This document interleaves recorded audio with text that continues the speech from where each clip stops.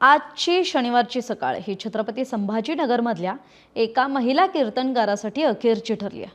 कारण वैजापूर तालुक्यातल्या चिंचडगाव शिवारात या महिला कीर्तनकाराचा मृतदेह सापडला। डोक्यात दगड घालून हत्या करण्यात आल्याचं कळून आलं। हबप संगीताताई अण्णासाहेब पवार असं या मृत कीर्तनकार महिलेचं नाव होतं। आश्रमात घुसून मारेकऱ्यांनी त्यांना संपवल्याची माहिती आहे। दरम्यान याच प्रकरणात अत्यंत धक्कादायक माहिती समोर आली आहे। ती म्हणजे संगीताताईंना कुठेतरी आपली हत्या होण्याची चाहूल एप्रिल महिन्यातच लागली होती की काय असा सवाल उपस्थित होतोय। कारण एप्रिल महिन्यात पोलिसात दिलेल्या तक्रारीत त्यांनी स्पष्ट म्हटलं होतं की मी एकटी राहते, ते मला मारून टाकतील अशी धमकी देण्यात आल्याचं सुद्धा संगीताताईंनी आपल्या तक्रारीत म्हटलं होतं। वैजापूर पोलीस ठाण्यात त्यांनी तशी तक्रार नोंद केली होती।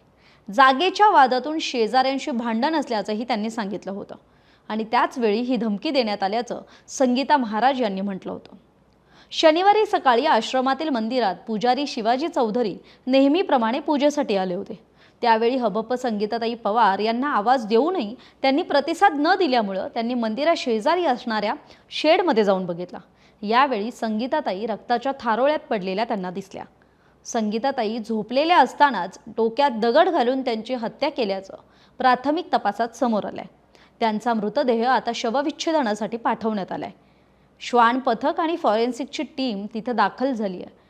हबप संगीताताई महाराज यांची हत्या का केली, कुणी केली याबाबत अजूनही माहिती आलेली नाहीये, पण पोलिसांकडून त्याबाबत तपास सुरू करण्यात आलाय।